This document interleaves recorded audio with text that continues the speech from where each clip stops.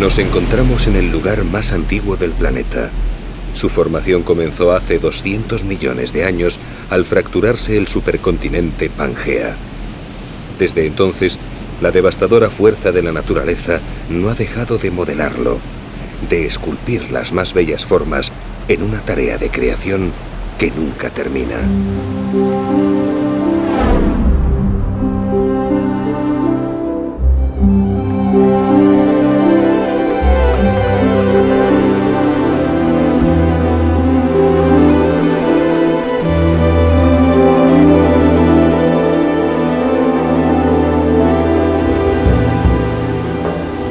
Aquí se encuentra la selva virgen más extensa e intacta del mundo, en el llamado Macizo Guayanés, al sur de Venezuela, lindando con el Brasil. Cientos de cascadas y raudales e impetuosos ríos y torrentes son los únicos claros que interrumpen la pujanza de la selva. Hieren su denso manto verde en forma de serpientes que descienden de los tocones sagrados, los sagrados tepuyes de los indios, la morada de los dioses de la gran sabana venezolana.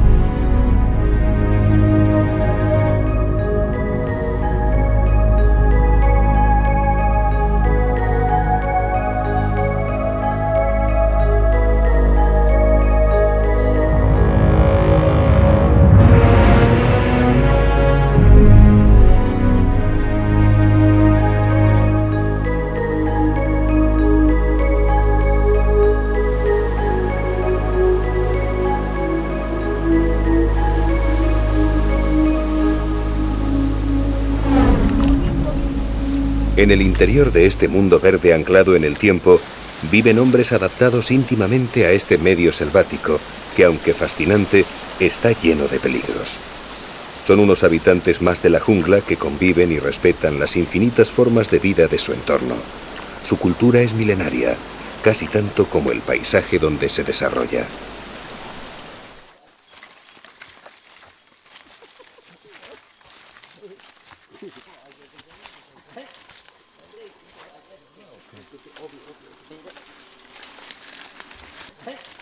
Es un escenario de cazadores y cazados, donde cualquier descuido puede alterar el orden de las cosas. El cazador se puede convertir en presa y la presa en un implacable predador.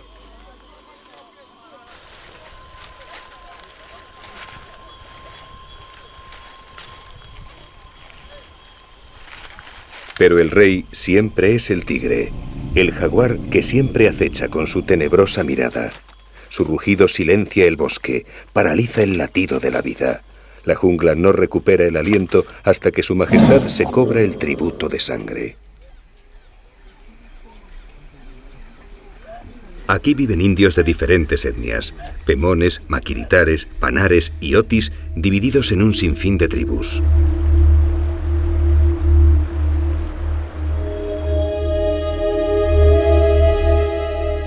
Todos, y especialmente los pemones, temen y respetan los tepuyes, estas mesetas que parecen cinceladas por seres grandiosos, gigantes del universo, como ellos los describen en su mitología.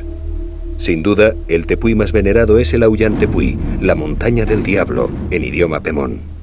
Creen que allí arriba moran entes extraordinarios, monstruos malignos y serpientes de 3 cabezas. En una de sus paredes se encuentra el Carepacupay Merú, también conocido como Salto Ángel, que es absoluto tabú para los indígenas.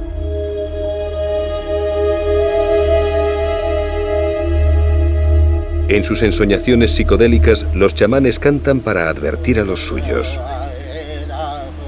Cuando caminéis por el bosque o naveguéis por el río Churún, agachar la cabeza y ser respetuosos. No miréis hacia arriba, ser precavidos.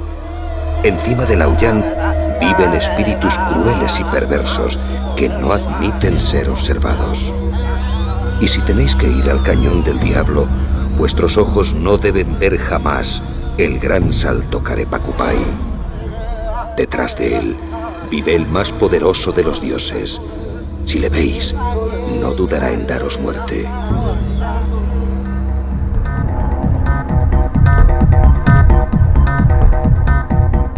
No es necesario creer en los mitos indígenas para que este escenario natural ejerza su influencia en nosotros.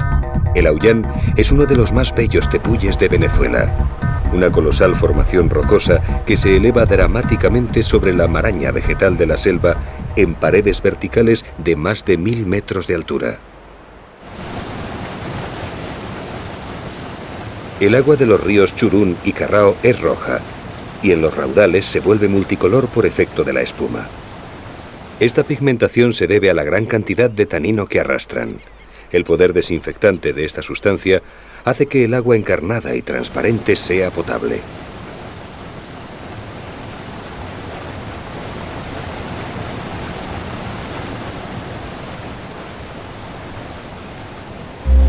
El Churún es tributario del Carrao, que a su vez vierte sus aguas oscuras en las de aluvión, marrones y turbias del Caroní, afluente del Orinoco.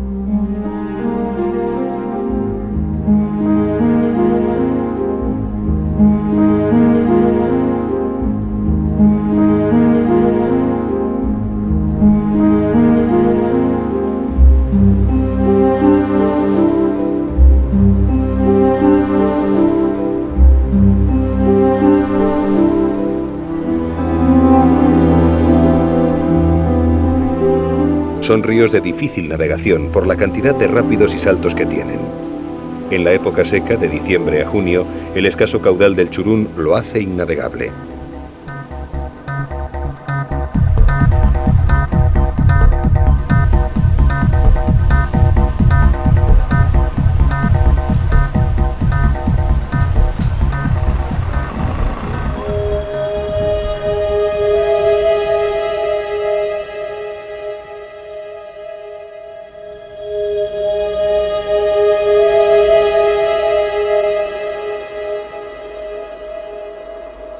Aquí todo cobra dimensiones ciclópeas. La fuerza de la naturaleza se manifiesta constantemente, creando un ambiente sobrecogedor que ha espoleado desde antaño la imaginación del viajero y ha dado lugar a todo tipo de leyendas. Tal vez por eso, Arthur Conan Doyle se inspiró en Canaima cuando escribió la novela El Mundo Perdido.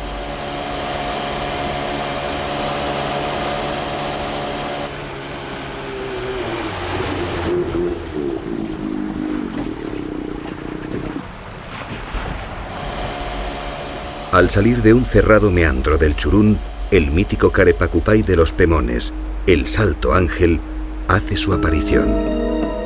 Es una visión espectacular, un paisaje único. No es de extrañar que su presencia haya conmovido el ánimo de los primeros viajeros europeos y haya sido desde tiempos inmemoriales la cuna del panteón indígena.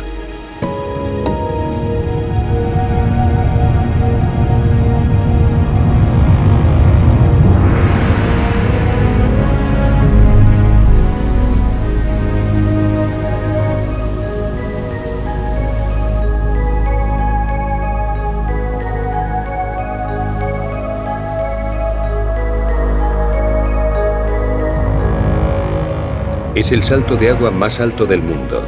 El caudal acumulado por las lluvias en esta parte de la meseta se precipita al vacío desde una altura de 972 metros, casi 1 kilómetro.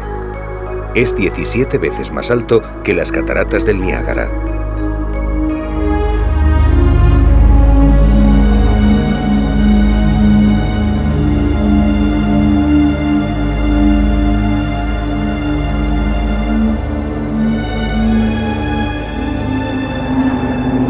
Sobrevolando entre las paredes del Auyán Tepuy, en el Cañón del Diablo, no nos extraña que Arthur Conan Doyle soñase con dinosaurios que habitaban este mundo perdido.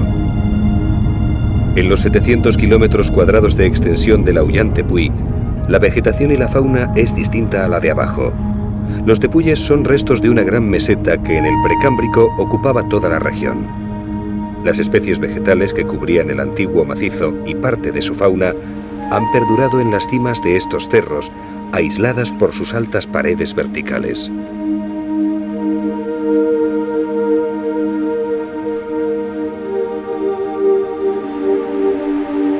Tras recorrer 1 kilómetro, el agua llega al suelo en forma de lluvia, creando una atmósfera fantasmal que confiere al salto un aspecto etéreo e irreal.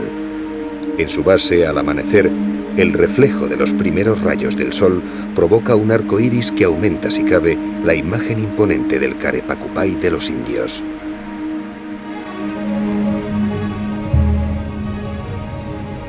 El salto fue visto por primera vez por el explorador de la Guayana, Félix Cardona, en 1927. 10 años después, el piloto estadounidense Jimmy Ángel aterrizó en la cima del Auyán. Buscaban una mina de oro, pero la avioneta se hundió en una zona pantanosa y tuvieron que bajar andando. Tras 15 días de dura lucha por la supervivencia, llegaron extenuados al poblado de Urullén. Desde entonces, el Carepacupay es conocido como el Salto Ángel. ¿Encontró Jimmy Ángel el oro del Auyán? Hay quien afirma que sí, y que un socio suyo, el letón Alexander Leimel, lo guardó en secreto. Este misterioso personaje dedicó su vida al Auyán Tepuy, incluso llegó a vivir en su cima. ¿Qué vio este cartógrafo excéntrico en el Auyán Tepuy? Leimel murió hace unos años sin desvelar sus secretos, pero a los que le conocimos nos habló de mutantes, de seres de otro mundo que habitaban el Auyán, la montaña sagrada de los Pemones. Ahora volábamos hacia el sur, al poblado Maquiritare de Canaracuni, el único claro en la selva, en un recorrido de unos 800 kilómetros.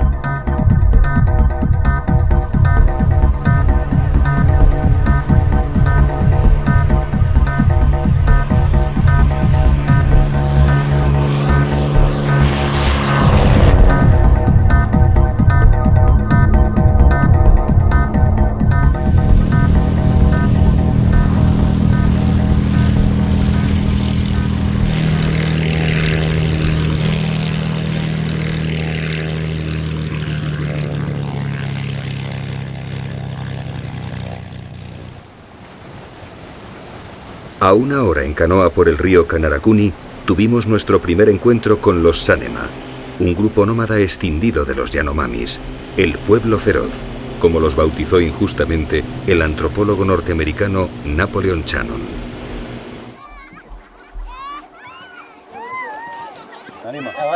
Chamán. Tú, chamán.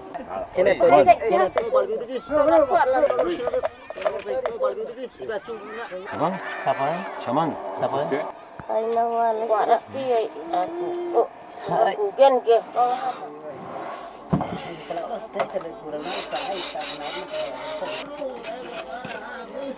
Aunque son del mismo tronco Yanomami, su separación lingüística tuvo lugar hace muchos años, mucho antes de que el francés se separase del español.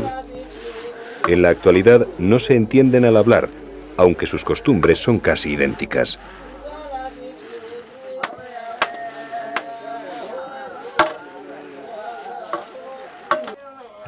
Los Sanema abandonan sus poblados cuando la caza se retira.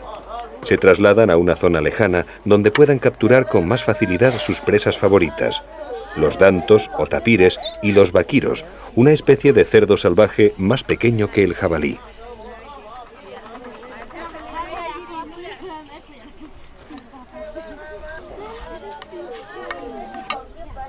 Sus casas son grandes y diáfanas.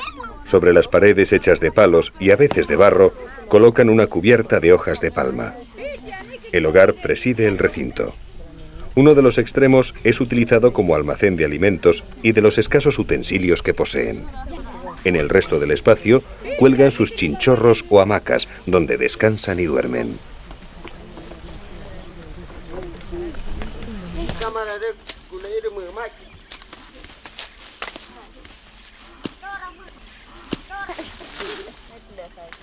Aunque cazadores, también realizan algunos cultivos, fundamentalmente de plátanos y mandioca, que junto a las proteínas que obtienen de la caza y la pesca, complementan su dieta alimenticia.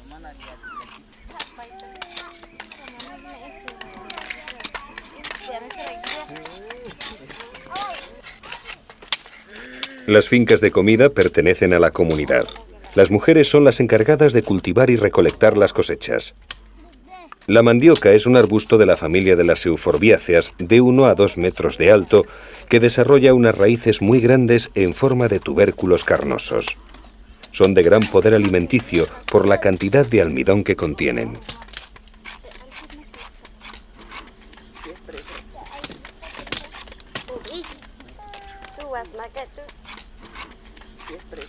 La mujer sánema es la encargada de la mayoría de los trabajos domésticos. Recolecta frutos y leña en el bosque.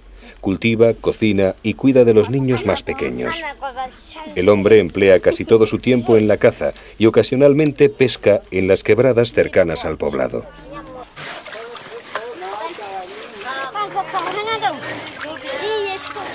Una vez extraídas, las raíces de mandioca se lavan y se rayan frotándolas contra estos rayos de finas puntas metálicas. Hace unos años, un avión de C-3 se estrelló en el río a poca distancia del poblado. Desde entonces, los Sánema han utilizado el aluminio de su fuselaje para fabricar pequeñas puntas metálicas para sus rayos. En ocasiones, sus vecinos yecuanas, como también se llama a los maquiritare, llegan hasta aquí en sus canoas para comerciar con los Sánema. Cambian barreños de plástico, machetes, rayos, sal y tela roja por pieles, carne ahumada y pescado seco.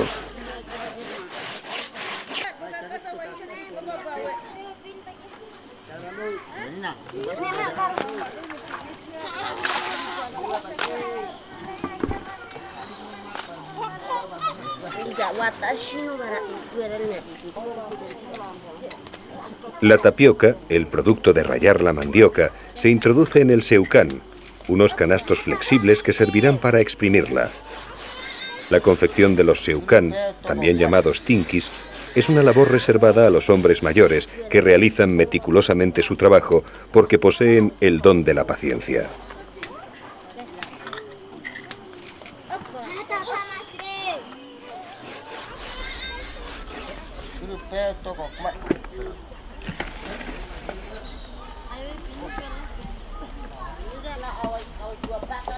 El jugo de la mandioca contiene ácido hidrociánico, que es muy venenoso. Por eso tienen que extraerlo exprimiendo la tapioca en los seucán. Mediante un ingenio de prensa que tensa la fibra por la acción de una palanca, el veneno va rezumando lentamente.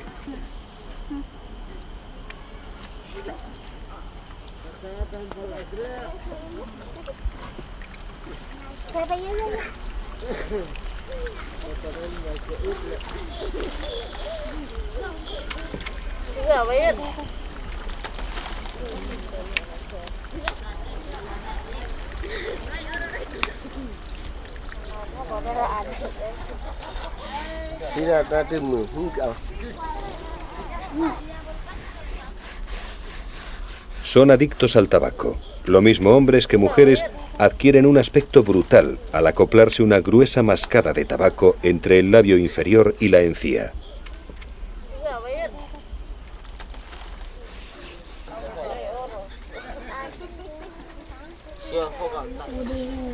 Más que la necesidad de mascar tabaco, esta costumbre les aporta las sales minerales complementarias a su dieta alimenticia.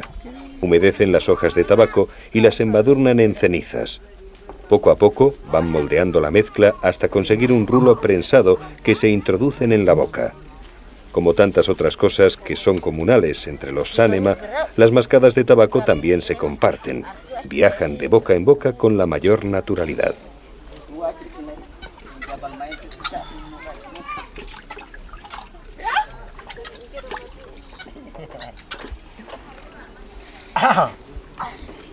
Es tal la carencia que tienen de sal que a veces, y sobre todo las mujeres embarazadas, practican la geofagia. Comen tierra. Excavan las vetas salobres de las orillas del río e ingieren puñados de tierra.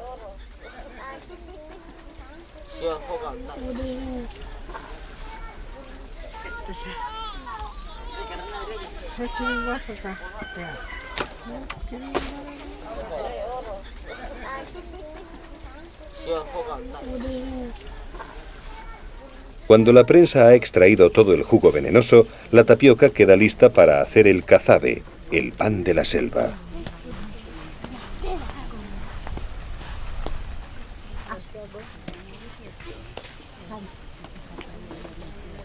La tapioca la pueden cocer y luego envolver en hojas de bananera o tostarla encima de una chapa metálica para hacer las tortas de cazabe.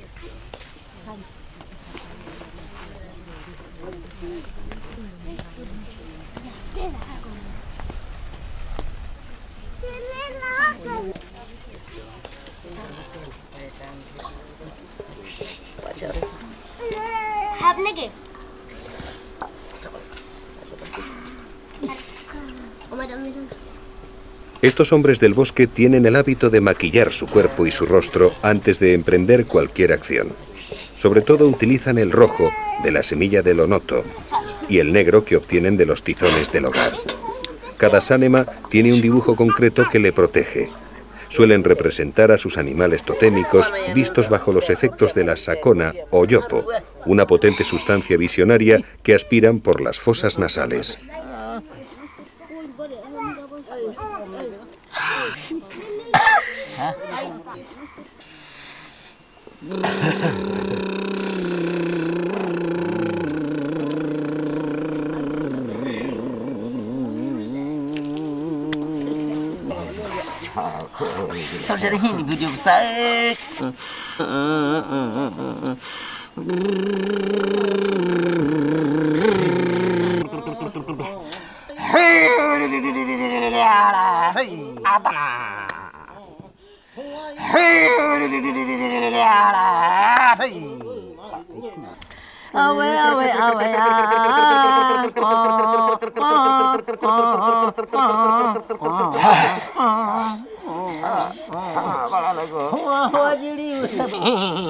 Los efectos de la sakona son casi inmediatos.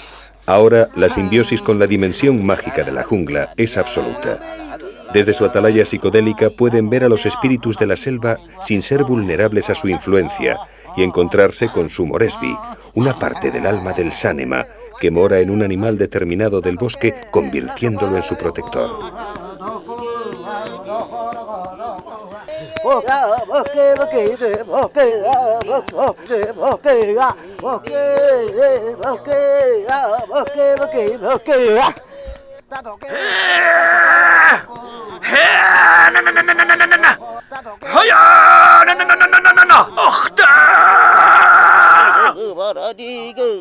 Los viajes al mundo de los espíritus son cotidianos. Casi a diario, el sánema siente la necesidad vital de transformarse en su animal totémico y visualizar a través de sus ojos la otra realidad de su existencia.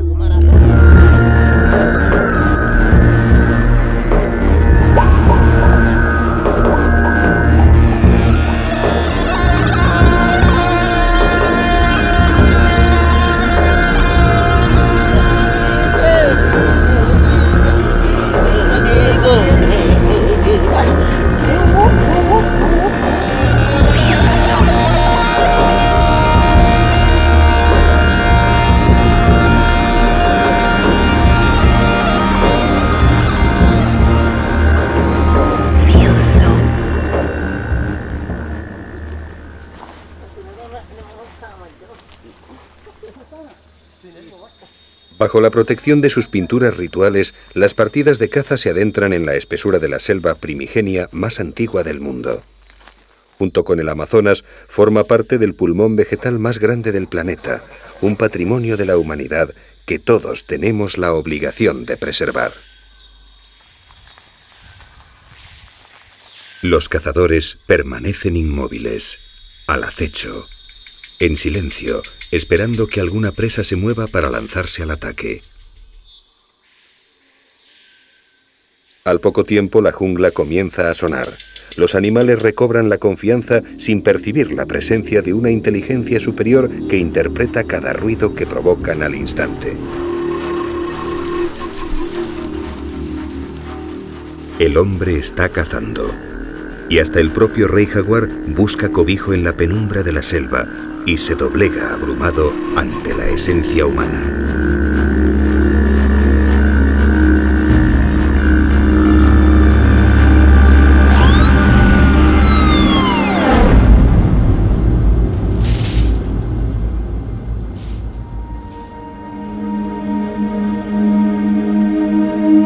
Los sánemas se mueven en un área enorme. Se les puede encontrar cerca de cualquier río, en el sur del macizo guayanés, principalmente en la cuenca del Caura. Este caudaloso río, afluente del Orinoco, está lleno de raudales y cataratas que dificultan su navegación y la penetración de intrusos en una de las zonas menos exploradas de Venezuela. Son aguas muy peligrosas. Las fuertes corrientes del río forman poderosos remolinos capaces de engullir a un hombre.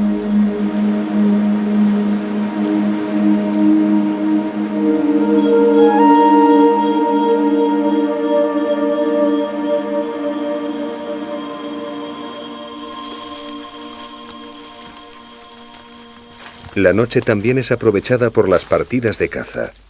Es cuando la selva se vuelve más peligrosa. La mayoría de los depredadores cazan en la oscuridad, incluida la terrible mapanare, una de las serpientes más venenosas del mundo. Su picadura siempre es mortal.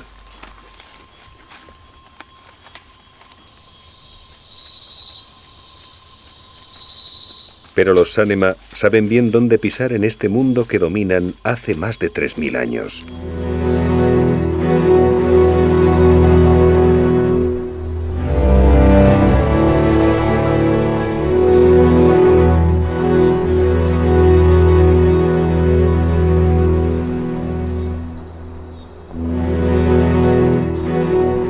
Amanece en Kanarakuni. La niebla se eleva y el tepuy de Sarisariñama aparece majestuoso.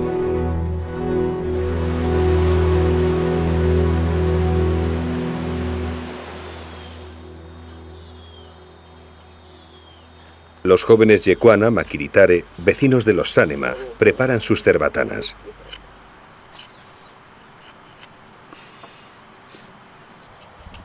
Hacen astillas con el tallo de las hojas de palmeras secas y las cepillan en forma de palillos finos y puntiagudos de unos 15 centímetros de longitud.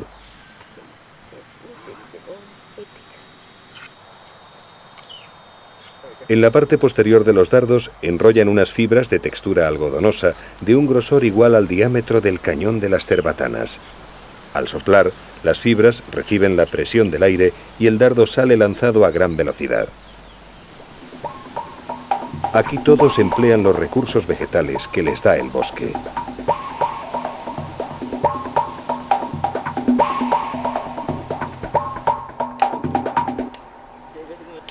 Antes de emprender la cacería, deben envenenar los pequeños dardos, que por sí solos no matarían a ninguna presa.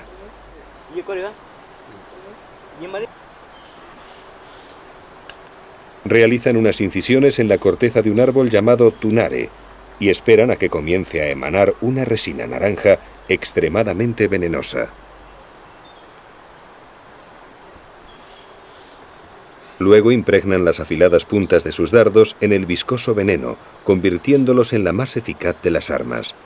Tan solo una leve herida con la punta de uno de estos letales dardos podría acabar con la vida de un hombre.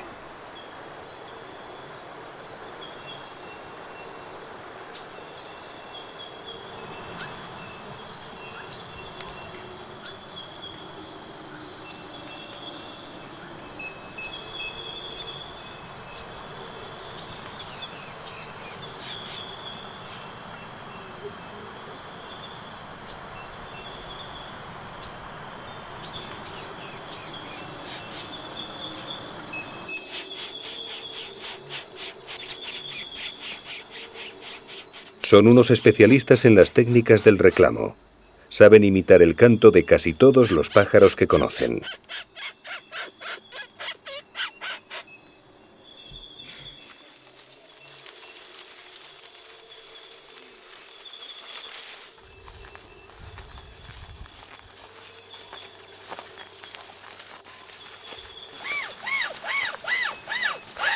Cazan todo tipo de aves. Para el Yekuana, todo aquello que vuela es comestible. Los más apreciados son los tucanes y los guacamayos, de los que aseguran que su lengua es un auténtico manjar.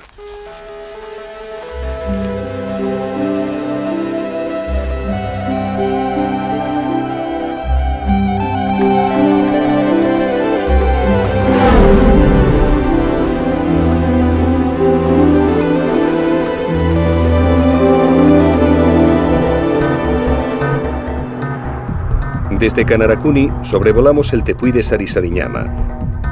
Arriba la vegetación es tan exuberante como abajo, pero este tepuy encierra un fenómeno extraordinario. Aquí se encuentran la cima de hundimiento más voluminosa del mundo y la cuarta en profundidad absoluta.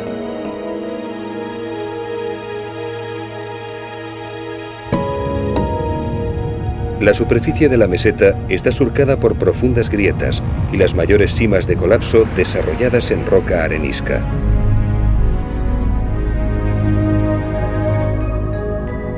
La más grande tiene 352 metros de boca por 350 metros de profundidad vertical y 502 metros de diámetro en el fondo.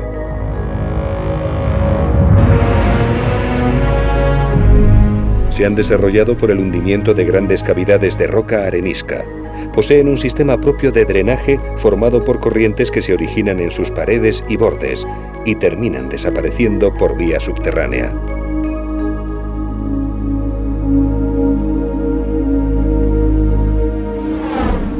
Cerca de Sarisariñama, la unión del Canaracuni y el Merebari forma el río Caura.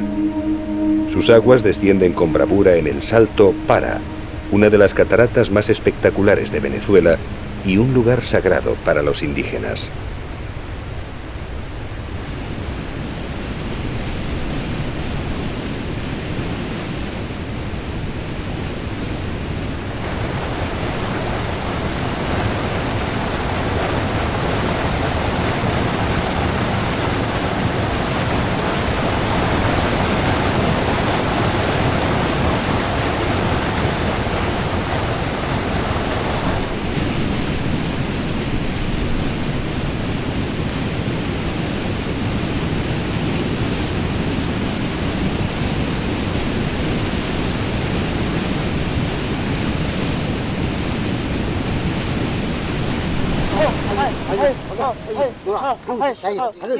Al poblado Sánema han llegado unos parientes del río Itucu. Los saludos preceptivos son un verdadero ritual. De dos en dos van recitando sus respectivos árboles genealógicos que a veces se remontan a 20 generaciones.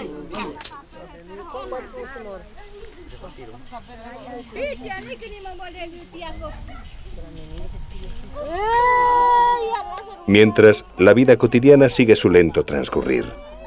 Los Sánema trabajan lo mínimo necesario para comer y sentirse cómodos en el poblado. Pasan mucho tiempo ociosos o entregados a entretenimientos sencillos, casi infantiles.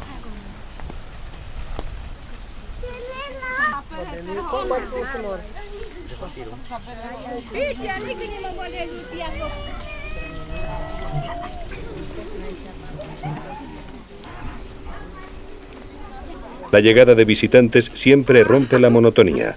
Preparan danzas, juegos y comida para todos. Los guerreros se pintan con tizones, como lo hacen cuando guerrean con otras tribus. Es una costumbre muy arraigada la de retar a los forasteros, aunque solo sea de forma lúdica. El Sánema siempre ha sido y será un pueblo guerrero.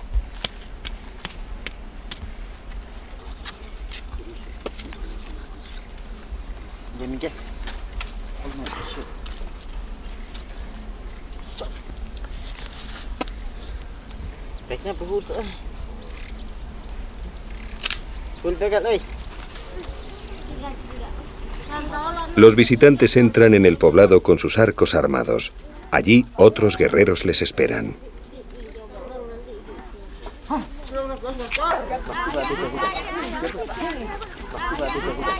Las puntas de las flechas están envueltas en hojas de platanera para que no hieran a nadie.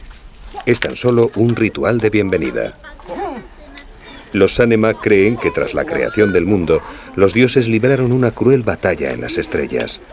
De las gotas de sangre que cayeron en la tierra, mezcladas con el polvo, nacieron los hombres.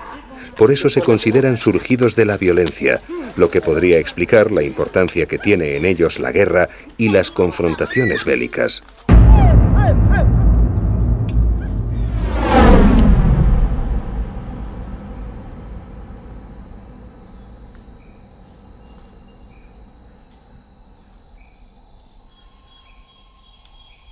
Siempre están vigilantes observando el bosque que les rodea. Los enemigos siempre llegan a través de él.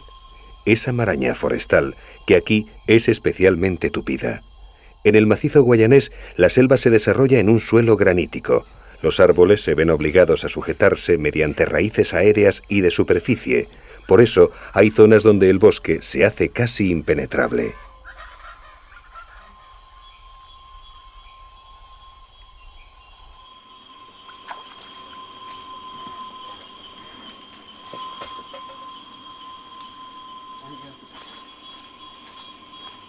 Los chamanes son los personajes más respetados. Se ocupan de ordenar las conductas sociales de la comunidad, de atender el culto a los espíritus y de curar las enfermedades. Conocen la farmacopea de la selva y saben elaborar medicinas y potentes venenos.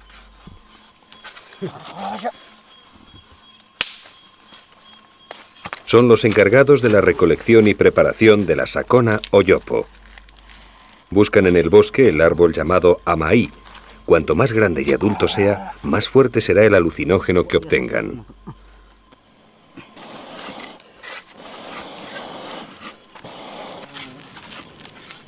Primero tienen que hacer fuego, algo que no es tan fácil en el interior del bosque, porque el ambiente es extremadamente húmedo y la madera, aunque no esté verde, se encuentra totalmente empapada.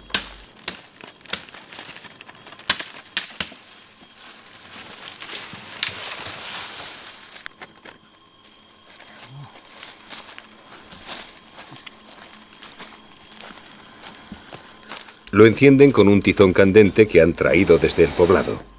Aunque a veces consiguen fósforos de los yecuanas, siempre mantienen un fuego encendido en el pueblo. Cuando alguien quiere encender otro fuego, lo hace cogiendo algunas brasas. Así ha sido desde el principio de los tiempos. El fuego nunca se apagaba. Siempre había alguien elegido por el chamán que tenía la suprema misión de mantenerlo vivo. Incluso había guerras por el fuego.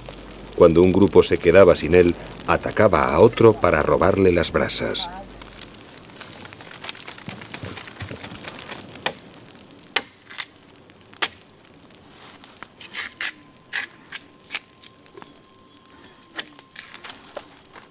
Para extraer la sacona, arrancan tiras de corteza de la amaí, las humedecen con saliva y las ponen sobre las llamas para que exuden el alcaloide.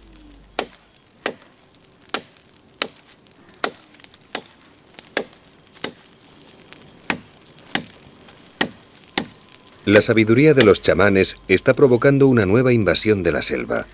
Primero fueron los buscadores de caucho y luego los de oro. Ahora, los laboratorios farmacéuticos se han lanzado a la búsqueda de los conocimientos botánicos de los chamanes. Son menos violentos, no organizan matanzas de indios como los anteriores, pero su presencia y los objetos occidentales que llevan para negociar con ellos desequilibra la cultura de estas comunidades indígenas. Son una nueva peste que se suma a las anteriores.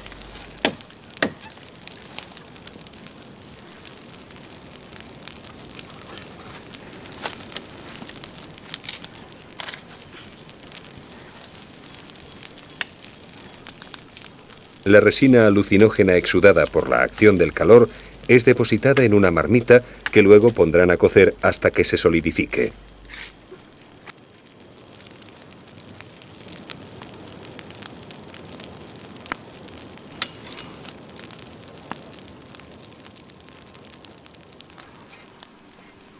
La sacona se puede clasificar dentro del grupo de fármacos indólicos enteogénicos.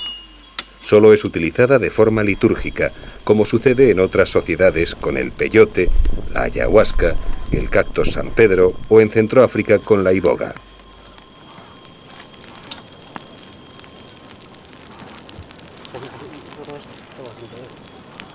Antes de regresar al poblado, uno de los chamanes prueba la eficacia del preparado.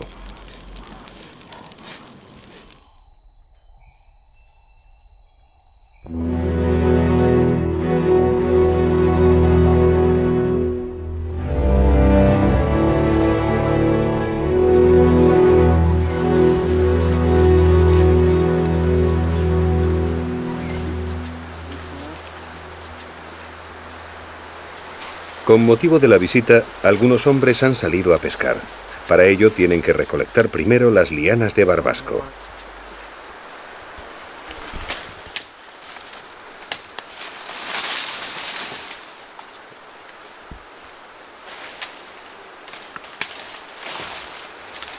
Una vez más, ponen en marcha los vastos conocimientos que tienen de su medio. El bosque les ofrece todo aquello que necesitan, por eso el profundo respeto que sienten por él.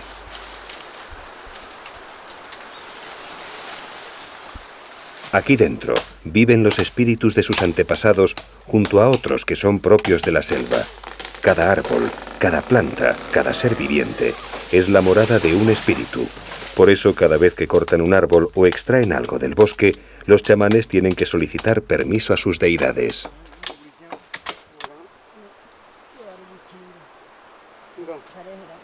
Cortan las lianas de barbasco y las machacan con unas porras de madera para favorecer la salida de la savia cuando las sumerjan en el agua del río. Estas comunidades son autosuficientes. Pertenecen a esta tierra tanto como la propia jungla. No conocen otro mundo más allá del límite del bosque. Son felices por sentirse arraigados a sus costumbres. Pero todavía hay iluminados que llegan hasta aquí para hablarles de los dioses verdaderos de Occidente, para negarles su cultura, para sumirlos en la confusión y en la amargura. Son algunos misioneros, especialmente los de algunas sectas protestantes como la de Nuevas Tribus, que se dedican a la conversión de los infieles como histéricos y ocasionan verdaderos desastres con sus ridículas prédicas trasnochadas. Hemos conocido indios llenos de hongos porque un día pasaron unos misioneros por su comunidad y se avergonzaron de su desnudez. Los vistieron con camisetas de deportes, pero ni les enseñaron a lavar la ropa ni les dieron jabón. Hoy no son indios desnudos, sino indios harapientos y llenos de parásitos.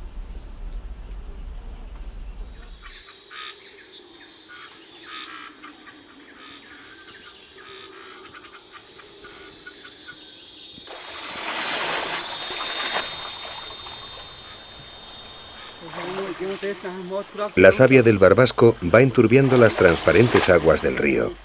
No se trata de un veneno propiamente dicho, no deja residuos ni contamina. El barbasco absorbe el oxígeno del agua, por eso los peces se ven obligados a salir a la superficie para respirar. Es entonces cuando los atrapan sin dificultad.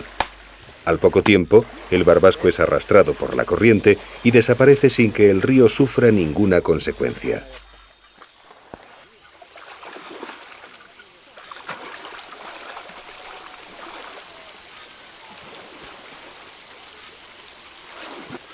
Hoy no parece ser un buen día de pesca.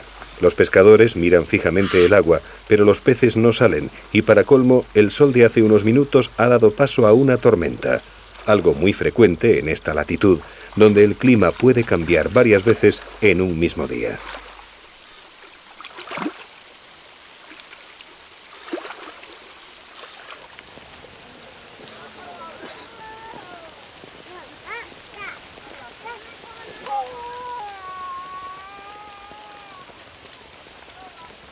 En los poblados Sánema siempre hay un techado comunal donde tiene lugar la mayor parte de la vida social del grupo.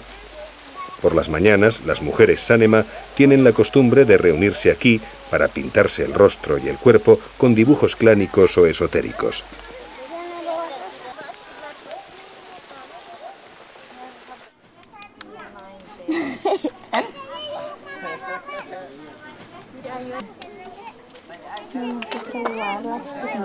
Otra de las labores comunes habituales es la de despiojarse. Casi de continuo, las mujeres se dedican a capturar esos pequeños parásitos entre el pelo de la cabeza de sus compañeras o de los niños. Cuando atrapan alguno, lo matan con sus dientes y se lo comen. Está claro que sobre gustos no hay nada escrito.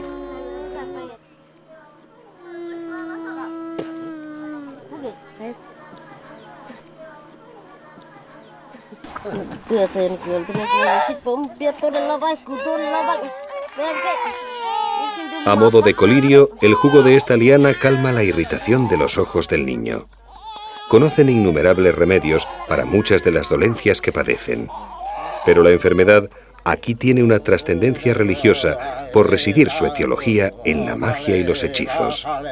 Por tanto, aparte de las recetas de pócimas y ungüentos que aplican a los enfermos, los chamanes deben trasladarse al otro lado, al país de los espíritus, para recibir sus consejos. Ellos son los únicos capaces de deshacer los embrujos.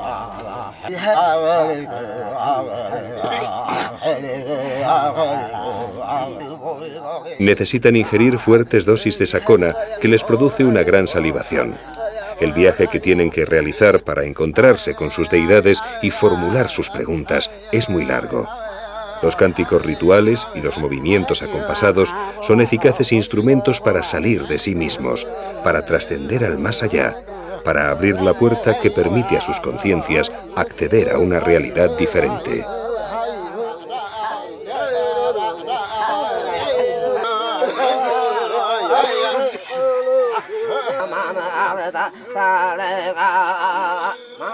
En este caso tratan de curar a un niño que sufre dolores de tripa. Su madre cree que un chamán de otro poblado cercano le ha mandado este mal por encargo de un hombre que la pretendía y fue despreciado por ella.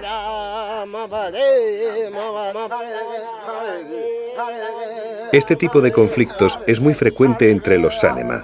El problema es que hay menos mujeres que hombres y eso ocasiona constantes disputas. Son frecuentes los raptos y las consecuentes reyertas entre tribus y poblados.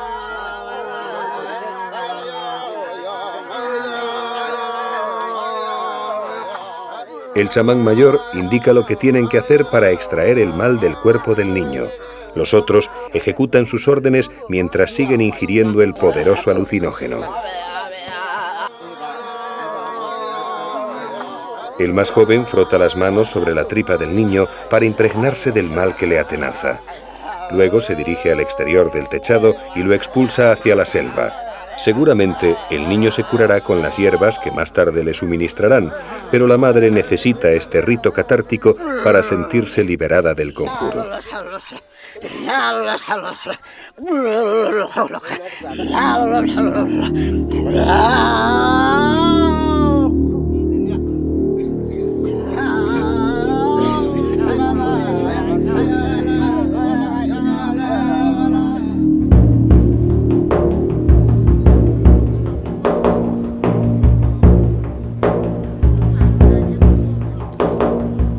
Las mujeres se preparan para la danza que tendrá lugar a la caída del sol. Confeccionan unas faldas con hojas de platanera, separando los nervios y cortándolas por la mitad.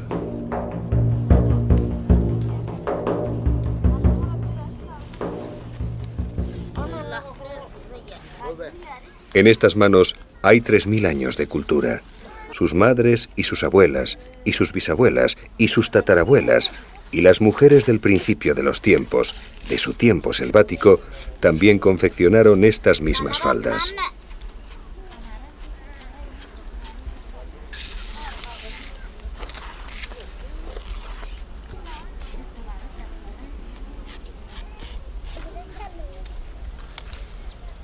Es un mundo que se acaba. Como tantas otras culturas del Amazonas, será aniquilada de una u otra forma, y con ella se perderá la sabiduría de los bosques, como también se perderán los propios bosques, con sus secretos farmacéuticos que podrían haber ofrecido soluciones a las terribles enfermedades que amenazan hoy en día a la humanidad.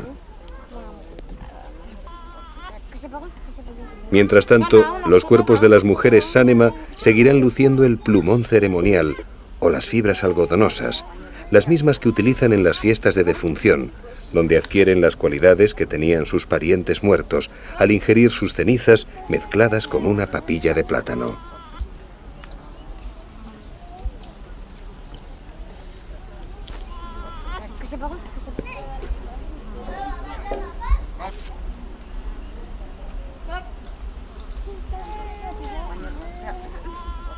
Los hombres también se adornan para la danza, aunque con menor profusión.